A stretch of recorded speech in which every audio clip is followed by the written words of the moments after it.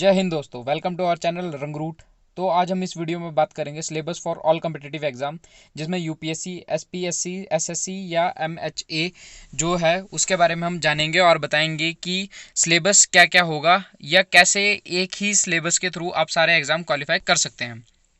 Content की बात करते हैं तो हम रिक्रूटमेंट एजेंसीज की बात करें जो कि यूपीएससी, एसएससी, एसपीएससी और अदर्स हैं जो कि हमें रिक्रूट करती है और गवर्नमेंट की जॉब्स पे हमें डालती है।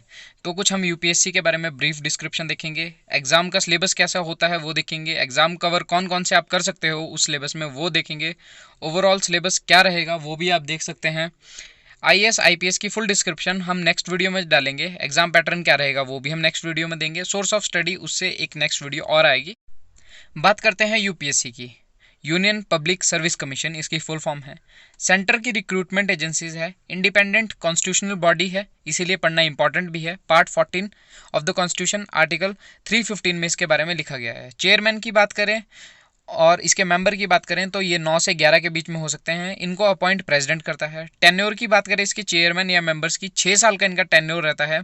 65 ईयर जो कि इनकी एज है उससे पहले तक ये टेन्योर में रह सकते हैं। दोनों में से जो कोई पहले आएगा तब तक इनका टेन्योर रहेगा। रिजाइन की बात करें, प्रेसिडेंट को रिजाइन करते हैं। एक्टिंग चेयरमैन, ये एक्टिंग चेयरमैन हम तब डालते हैं जब जो कि चेयरमैन होता है किसी वजह से अपना ऑफिस एम्प्टी कर दे, और इसको अपॉइंट भी प्रेसिडेंट ही करता है। करंटली अरविंद सक्सेना है वो करंट चेयरमैन है जो कि एक एक्टिंग चेयरमैन है यूपीएससी के। ये पहली बार इस्टेब्लिश 1 अक्टूबर 1926 को हुई थी as a public service commission.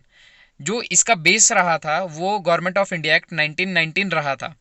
बाद में 1935 का जो गवर्नमेंट ऑफ इंडिया एक्ट आया उसके इसको बदलकर फेडरल पब्लिक सर्विस कमीशन कर दिया गया। आफ्टर इंडिपेंडेंस इसको यूनियन पब्लिक सर्विस कमीशन के नाम से इस्टेब्लिश किया गया।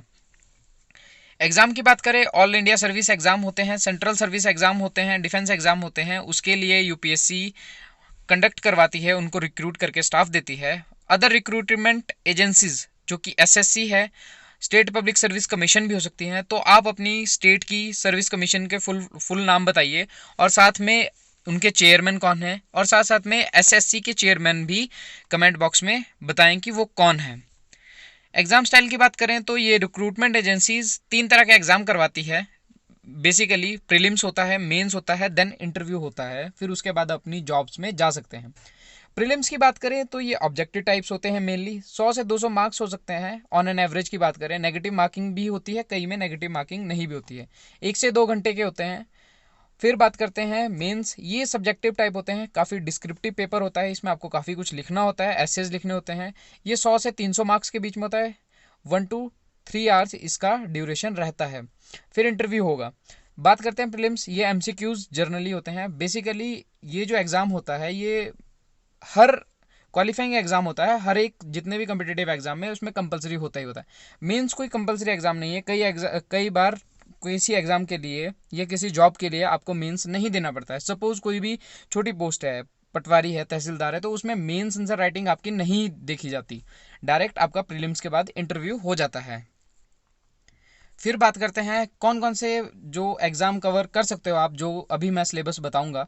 तो उसके अंदर आप यूपीएससी के जितने भी सीएससी सेंट्रल सर्विस एग्जाम्स हैं वो कवर कर सकते हैं। डिफेंस में CDS, NDA, CRPF, BSF, police या इंटेलिजेंस ब्यूरो के एग्जाम भी आप क्रैक कर सकते हैं। आइए, Indian forest services, railway, SSC के जितने सीजीएल, सीएचएसएल हैं वो आप इसमें इजीली कवर कर सकते हैं। स्टेट पब्लिक सर्विस कमीशन के जितने भी एग्जाम हो सकते हैं, ये जॉइंट पब्लिक सर्विस कमीशन के भी। फिर बात करते हैं बेसिकली ये सिलेबस है क्या। अगर आप ये सिलेबस समझ जाएंगे तो आने वाले जितना भी आपको मेंस ओरिएंटेड है वो सारा आपको इजीली समझ आएगा और सोर्स ऑफ स्टडी भी आप इजीली समझ सकते हो। Syllabus for any competitive exam, इसमें बेसिकली जो ये सिलेबस रहेगा बहुत ही इलेबोरेटेड है और बहुत ही अच्छे तरीके से मैंने डिज़ाइन किया है। कुछ स्ट्रेटेजी भी मैं बताऊंगा। तो सबसे पहले शुरू करते हैं जनरल स्टडीज से। इसमें history, geography, polity, economics and science आता है। फिर लैंग्वेज में इंग्लिश और अदर स्टेट ऑफिशियल लैंग्वेज जो कि शेड्यूल लैंग्वेजेस भी है, जो कि कॉन्स्टिट्यूशन में 8 शेड्यूल में लिखी गई है। लिंक आपको डिस्क्रिप्शन में मिल जाएगा, आप वहाँ जाके चेक कर सकते हैं। फिर मैथ्स आता है, रीजनिंग आता है, करंट अफेयर्स और अदर स्मॉल सब्जेक्ट्स हैं वो भी आते हैं या टॉपिक्स भी आते हैं, वो मैं आपको अभी बताने वाला हूँ। सिलेबस की बात करें तो सबसे पहले बात करते हैं हिस्ट्री की। हिस्ट्री क्यों इम्पॉर्टेंट है? और इसको किस सीक्वेंस में पढ़े या कैसे पढ़े वो मैं आपको बताता हूँ। बाकी पर्टिकुलर जब सब्जेक्ट वाइज आपको हम पढ़ाना शुरू करेंगे उस टाइम पे हम फुल डिटेल्ड सब्जेक्ट का आपको फुल डिस्क्रिप्शन हम वहाँ पे देंगे। सबसे पहले हम एंशिएंट पढ़ते हैं, मेडिवल पढ़ते हैं, मॉडर्न है। ये तीनों टाइम पीरियड एक साथ चलते हैं। पहले एंशिएंट आता है, फिर मेडिवल आता है, फिर मॉडर्न। मॉडर्न 1947 तक। एंशिएंट में हम पढ़ते हैं जितने भी हमारे इंडस वैली सिविलाइजेशन रही है, बुद्धिज़्म, जैनिज़्म या महाजनपद रहे हैं, उसके साथ हम आर्ट एंड कल्चर भी पढ़ते हैं। मेडिवल के साथ जब हमारे मुगल्स आते हैं, लेटर मुगल्स, वहाँ तक हम मेडिवल हिस्ट्री कवर करते हैं। साथ में सिखिज़्म भी हम मेडिवल हिस्ट्री के साथ पढ़ते हैं, मराठास का कुछ हिस्सा भी हम उसमें पढ़ते हैं। तो आर्ट एंड कल्चर भी हम उनके साथ ज़रूर पढ़ेंगे, कोई एक्स्ट्रा सब्जेक्ट लेके हम नहीं पढ़ेंगे। और मॉडर्न की बात करें 1600 एडी के टाइम पे जब ब्रिटिशर्स आए हैं, उसके बाद से हम मॉडर्न हिस्ट्री 1947 तक कंप्लीट करेंगे। उसके बाद हम पोस्ट इंडिपेंडेंस पढ़ेंगे जो कि लास्ट टेन्योर ऑफ गवर्नमेंट रहता है वहाँ तक। इसके साथ साथ इंटरनेशनल रिलेशनशिप पढ़ना बहुत इंपॉर्टेंट है पोस्ट इंडिपेंडेंस के साथ, तो ये भी हम साथ साथ डेल्ट जरूर करेंगे। साथ में सेपरेट भी हम फुल डिटेल भी इसको कवर करेंगे। फिर जब ये तीनों एक टाइमलाइन में ख़त्म हो जाते हैं देन आते हैं करंट अफेयर्स जो कि रिसेंट होते हैं। अब ये दोनों इस सीक्वेंस में क्यों पढ़े, क्योंकि सपोज JNK का इशू आप लोगों को पता होगा, तो वो कैसे क्रिएट हुआ और कैसे ख़त्म हुआ। अब कैसे क्रिएट हुआ वो हमारा पोस्ट इंडिपेंडेंस में हम पढ़ेंगे। आफ्टर इंडिपेंडेंस कैसे JNK इंडिया का पार्ट बना। करंट अफेयर में हम पढ़ेंगे कि उसको कैसे रिवोक किया गया, जो उनके स्पेशल आर्टिकल्स थे। फिर बात करते हैं इंडियन पॉलिटी। इंडियन पॉलिटी का पार्ट है हिस्टोरिकल बैकग्राउंड, कि हमारा जो कॉन्स्टिट्यूशन बना है उसका हिस्टोरिकल बैकग्राउंड क्या है, तो वो हम पार्ट मॉडर्न हिस्ट्री में भी पढ़ेंगे, ये इंपॉर्टेंट है। फिर बात करते हैं हमारा फेडरल सिस्टम क्या है, सेंट्रल स्टेट कैसे काम करता है, टिल पंचायत तक 3 टायर सिस्टम जो है, जुडिशरी जिसमें सुप्रीम कोर्ट, हाई कोर्ट, सब ऑर्डिनेट कोर्ट भी हम पढ़ेंगे। Schedule and the part of the constitution भी हम देखेंगे कि क्या होगा या उनको कैसे अमेंड किया जाएगा। बेसिकली देखा जाए तो ये सारे एक साथ चलते हैं, क्योंकि जितनी भी अमेंडमेंट्स हुई हैं वो सारी पोस्ट इंडिपेंडेंस में हम पढ़ेंगे। हिस्टोरिकल बैकग्राउंड हम मॉडर्न के साथ पढ़ेंगे, फिर उसका एंशिएंट मेडिवल के साथ हम आर्ट एंड कल्चर डेल्ट करेंगे, और साथ में फिर फाइनली हम करंट अफेयर पढ़ते हैं। करंट अफेयर की फुल डिस्क्रिप्शन या तो हम नेक्स्ट वीडियो में देंगे या इसके लिए कोई सेपरेट वीडियो भी हम बना देंगे। फिर बात करते हैं नेक्स्ट, फिर बात करते हैं जियोग्राफी की। जियोग्राफी की बात करें तो इसमें जो भी फिजिकल ज्योग्राफी है, उसके बाद वर्ल्ड ज्योग्राफी है, इंडियन ज्योग्राफी है, ह्यूमन ज्योग्राफी है। इसके सोर्सेज मैं आपको नेक्स्ट वीडियो में ज़रूर दूंगा। उससे पहले फिजिकल ज्योग्राफी जो कि बेसिक पार्ट है, बेसिक अर्थ के जो भी क्रस्ट हो सकती है, मेंटल लेयर है और इसका कोर पार्ट है, वो स्टडी करते हैं। साथ ही साथ हम पूरी फिजिकल फीचर देखते हैं हमारी अर्थ का या फिर हमारी गैलेक्सी का। फिर बात करते हैं वर्ल्ड ज्योग्राफी जिसमें कॉन्टिनेंट्स हैं, ओशियंस हैं, इनके बारे में डिटेल्ड स्टडी करते हैं। फिर इंडियन ज्योग्राफी जिसमें हम प्लेन्स देखते हैं, माउंटेन्स देखते हैं, ओशियन टेरिटोरियल बाउंड्रीज देखते हैं, वाटर बाउंड्रीज देखते हैं। तो ये सारा इंडियन ज्योग्राफी का पार्ट है। वैसे ही ह्यूमन ज्योग्राफी भी हम साथ साथ डल्ट करेंगे। फिर बात करते हैं एनवायरनमेंट। उससे पहले मैं आपको बताना चाहूँगा कि जर्नल साइंस में हम बायो, केमिस्ट्री और फिजिक्स 10 तक की हम पढ़ेंगे, और इसलिए मैं एनवायरनमेंट बाद में पढ़ाता हूँ क्योंकि बायोलॉजी का एक 12th क्लास का NCERT का चैप्टर है, उसमें एनवायरनमेंट है जो कि पूरा कंबाइन करता है। कुछ पार्ट ज्योग्राफी में भी आता है, इसीलिए एनवायरनमेंट हम कंबाइन करके पढ़ते हैं बायोलॉजी और जियोग्राफी को। फिर बात करते हैं इकोनॉमिक्स। इसमें हम 7 पिलर्स के बारे में पढ़ेंगे। आपके पर्टिकुलर सब्जेक्ट के टीचर आपको फुल डिटेल्ड सिलेबस आपको वहाँ पे दे देंगे।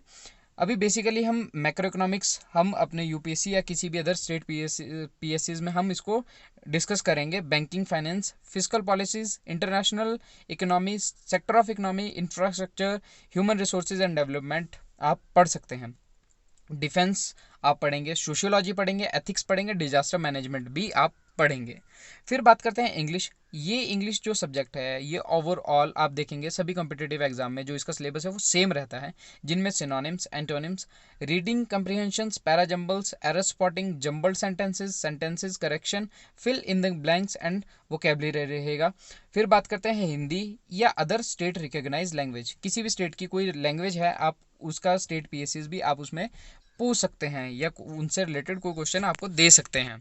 फिर बात करते हैं एलिमेंट्री मैथमेटिक्स की, जिसमें अर्थमेटिक, ज्योमेट्री, मेंसुरेशन, अलजेब्रा और ट्रिग्नोमेट्री रहेगा। बेसिकली ये क्लास 10 तक रहता है, और इसके बाद रीजनिंग होगी जो कि वर्बल नॉन वर्बल होती है। Coding, decoding, syllogisms, puzzles, blood relation, pattern and series, ये रहेगा। एलिमेंट्री मैथ्स जो रहेगा ये 10 तक रहता है, सबसे इंपॉर्टेंट जो है, ज़्यादा डिटेल्ड में नहीं आता है, बेसिक आपको पता होना चाहिए। ये आपके आईएएस के एग्जाम में भी कुछ पार्ट कवर करेगा, जिसमें आप एनालिटिक रीजनिंग में भी कुछ ना कुछ आपको इसका पॉइंट आउट आप देखने को मिलेगा। फिर भी अगर आपको कोई एनी क्वेरी अभी प्रीलिम्स से रिलेटेड है तो आप हमें ईमेल कर सकते हैं forrangroot@gmail.com। कुछ इंपॉर्टेंट पॉइंट्स ऐसे हैं जैसे कि मेंस का जो सब्जेक्ट है वो इन्हीं से रिलेटेड है। जो सोर्स ऑफ स्टडी होगा वो भी मैं आपको बताऊंगा कि आप कहाँ से इजीली पढ़ सकते हैं, वो हमारे आने वाली नेक्स्ट वीडियो में पढ़ेंगे। तो उसके लिए बेल आइकन जरूर दबाएं, जैसे ही आती है आपको उसकी नोटिफिकेशन मिले। अपनी नॉलेज सभी के साथ बांटें, लाइक करें, सब्सक्राइब करें, शेयर करें एंड कमेंट जरूर करें जो क्वेश्चन मैंने आपसे पूछे हैं। रेगुलरली हमारे इस लेक्चर भी आने शुरू हो जाएंगे टाइम के साथ। Thank you and have a nice day.